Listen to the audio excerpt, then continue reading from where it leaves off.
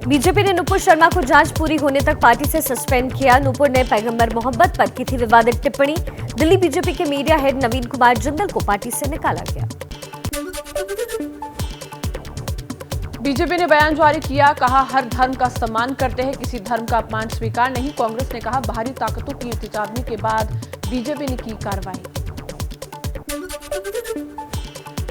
BJP से suspend होने के बाद नुपुर शर्मा ने बयान जारी कर खेद जताया। कहा किसी को कष्ट पहुंचाने का कोई मकसद नहीं था। भावनाओं को ठेस पहुंची हो तो अपने शब्द वापस लेती हूं। कांग्रेस नेता राहुल गांधी ने नुपुर शर्मा के विवादित बयान पर लिखा ट्वीट किया, नफरत सिर्फ नफरत को जन्म देती है। प्यार और भाईचारे का रास्ता ही भारत को प्रगति की दिशा में ले जा सकता है। अखिलेश यादव ने बीजेपी की कार्रवाई पर उठाए सवाल। कहा बीजेपी नुपुर शर्मा पर सिर्फ निलंबन की दिखावटी कार्रवाई न करे, वैधानिक कदम उठाए जाए। पैगंबर मोहम्मद पर बीजेपी नेताओं की टिप्पणी के मामले में कतर, कुवैत और ईरान ने भारतीय राजदूत को तलब कर विरोध जताया। मंत्रालय ने इन टिप्पणियों की निंदा करते हुए इन्हें पूरी तरह खारिज कर दिया। प्रॉफेट मोहम्मद पर टिप्पणी को लेकर पाकिस्तान के पीएम शहबाज शरीफ ने बीजेपी नेता की निंदा की। पाकिस्तान ने सरकार पर धार्मिक भावनाएं आहत करने का आरोप लगाया। पैगंबर मोहम्मद को लेकर बयान पर कतर, कुवैत और ईरान के विरोध के बाद कांग्रेस का बयान। पवन खेड़ा ने कहा बीजेपी की गलती का खामियाजा देश क्यों भुगते। भारत माफी मांगे, ऐसी गलती भारत ने नहीं की। गलती भारतीय जनता पार्टी ने की है, उसका खामियाजा देश क्यों भुगते।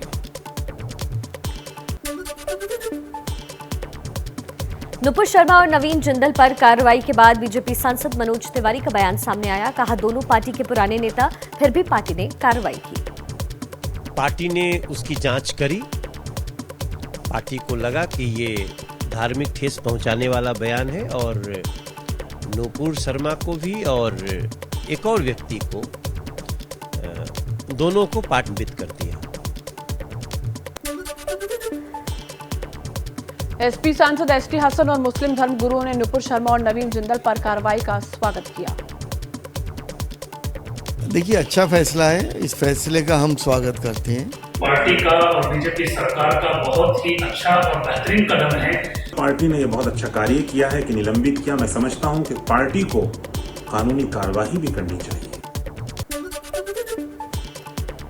बीजेपी से निलंबन के बाद नवीन जिंदल को मिल रही है धमकियां। कहा मेरे ट्वीट ने किसी की भावनाओं को ठेस पहुंचाया हो तो अपने शब्द में वापस लेता। नुपुर शर्मा को निलंबित किए जाने पर मौलाना तौकीर रजा ने जेपी नड्डा का शुक्रिया अदा किया। कहा नुपुर शर्मा की गिरफ्तारी होनी चाहिए, गिरफ्तारी नहीं होने पर 10 जून को करेंगे प्रदर्शन। प्रॉफेट मोहम्मद पर टिप्पणी मामले में बीजेपी नेताओं के निलंबन पर उमर अब्दुल्ला का बीजेपी पर तंज। ट्वीट कर कहा बीजेपी दिखावे के लिए करती है धार्मिक सख्तियों के अपमान की निंदा। कानपुर हिंसा के मास्टरमाइंड हयात जफर हाशमी समेत 4 आरोपी 14 दिन की न्यायिक हिरासत में भेजे गए। अब तक 29 लोग गिरफ्तार, 500 लोगों के खिलाफ दर्ज है केस। आरोपियों के मोबाइल की भी जांच होगी। भड़काऊ भाषण मामले में बूंदी के मौलाना मुफ्ती नदीम अख्तर समेत 200 लोगों पर केस दर्ज की गई। गिरफ्तारी की मांग को लेकर आज हिंदू संगठन करेंगे प्रदर्शन। कानपुर में नई सड़क पर हुए बवाल के बाद ड्रोन से शुरू हुई निगरानी। डीसीपी ने टीम के साथ ड्रोन से लिया छतों का जायजा। छतों पर ईंट पत्थर इकट्ठा किए जाने की आशंका। पीएम मोदी आज वित्त और कॉरपोरेट मामलों के मंत्रालय के कार्यक्रम का उद्घाटन करेंगे। सुबह 10:30 बजे दिल्ली के विज्ञान भवन में समारोह का उद्घाटन होगा। राष्ट्रपति रामनाथ कोविंद आज यूपी विधानमंडल के विशेष संयुक्त अधिवेशन को करेंगे संबोधित। यूपी विधानसभा अध्यक्ष सतीश महाना ने सभी नेताओं से सहयोग की अपील की। यूपी के सीएम योगी आदित्यनाथ आज से 2 दिन के मथुरा दौरे पर रहेंगे। बांके बिहारी मंदिर में पूजा करने के बाद कैबिनेट मंत्री चौधरी लक्ष्मी नारायण के बेटे की शादी में शामिल होंगे। दिल्ली की सीएम अरविंद केजरीवाल का आज गुजरात दौरा। मेहसाणा में रोड शो और रैली करेंगी। आम आदमी पार्टी की तरफ से तिरंगा यात्रा भी निकाली जाएगी। मेहसाणा में केजरीवाल एक रैली को संबोधित भी करेंगे। केंद्रीय मंत्री स्मृति ईरानी आज वाराणसी दौरे पर रहेंगी। मोदी सरकार की 8 साल की उपलब्धियों की समीक्षा करेंगी। योजना का लाभ लेने वाले लोगों से करेंगी संवाद।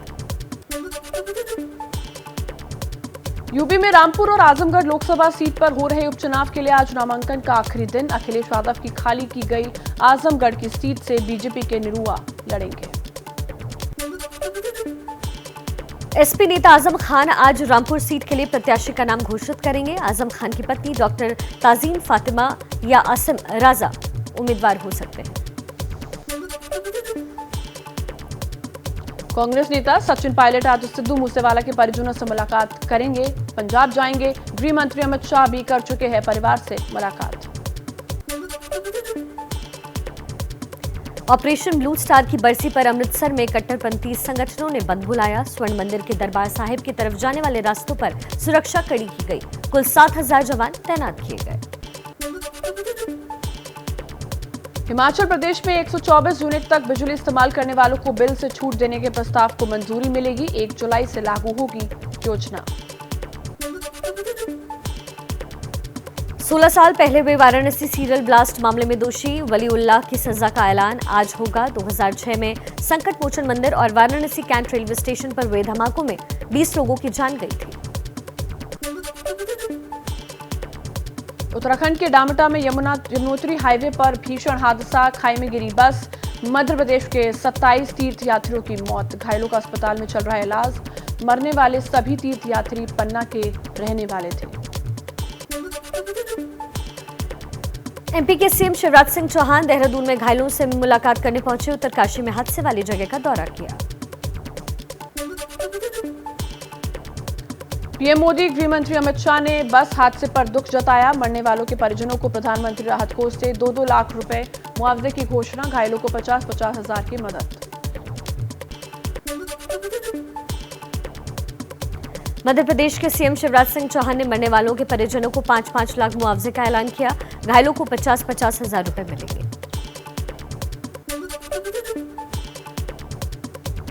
उत्तराखंड में बस हादसे का शिकार हुए लोगों के परिजनों के लिए जारी किया गया हेल्पलाइन नंबर। कंट्रोल रूम बनाया गया। टीवी स्क्रीन पर दिख रहे नंबर पर कर सकते हैं संपर्क।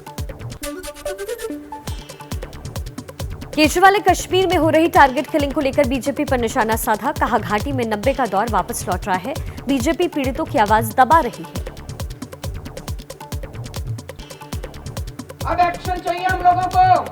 अब कश्मीर एक्शन मांगता है, भारत एक्शन मांगता है, हिंदुस्तानी एक्शन मांगते हैं। बहुत हो गई तुम्हारी मीटिंग। केंद्रीय मंत्री अनुराग ठाकुर का अरविंद केजरीवाल पर पलटवार। कहा इन्हें हर गंभीर विषय पर राजनीति करनी है। केजरीवाल ने आतंकियों के खिलाफ कुछ नहीं बोला। हमें आपके सर्टिफिकेट की जरूरत नहीं। आप आतंकवादियों के खिलाफ नहीं बोले, लेकिन आपने इसमें भी अच्छी राजनीति करने का काम किया है। हमें आपके सर्टिफिकेट की जरूरत नहीं।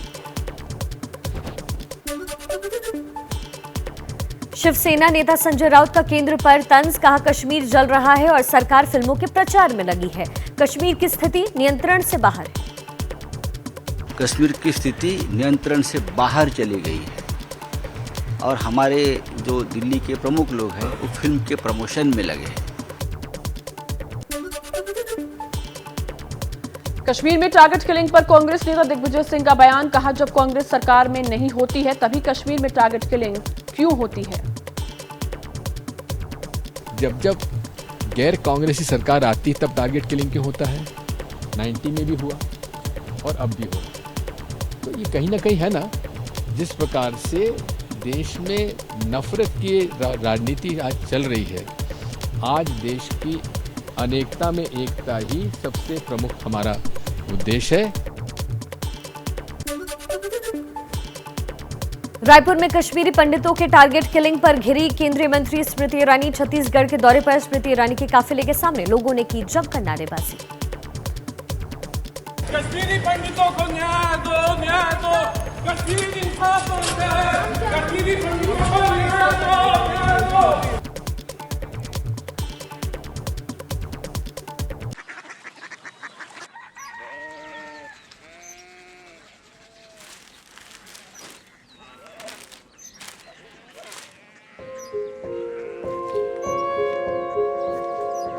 बाबा बाबा कोरिया सिटी जानी ना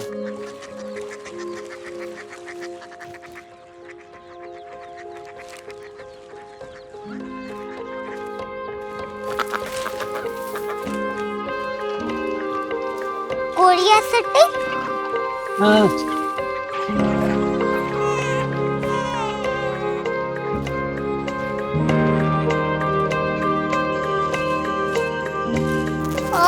कोरिया सिटी कहाँ पे है?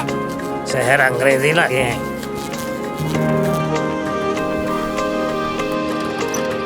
कोरिया सिटी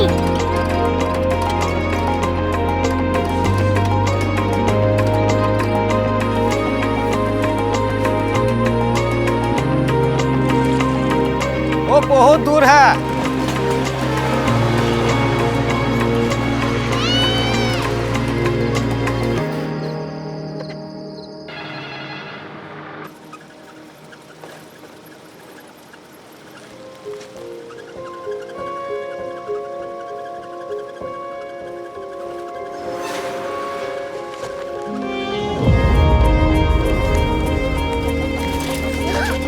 कोरिया सिटी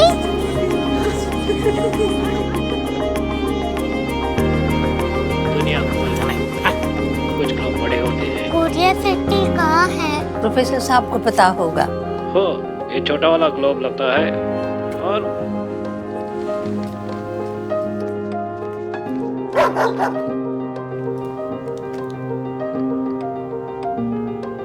पता नहीं, मेरी बेटी से जाके मिल लो, शायद उसे मालूम हो।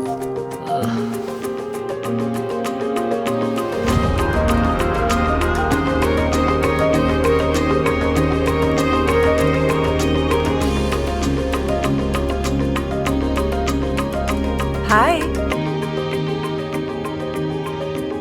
बाबा ने भेजा है। Come here. Korea city Korea city नहीं, क्यूरियोसिटी। वो क्या? That's what brought you here? जो तुम्हें यहाँ तक ले आया। क्यूरियोसिटी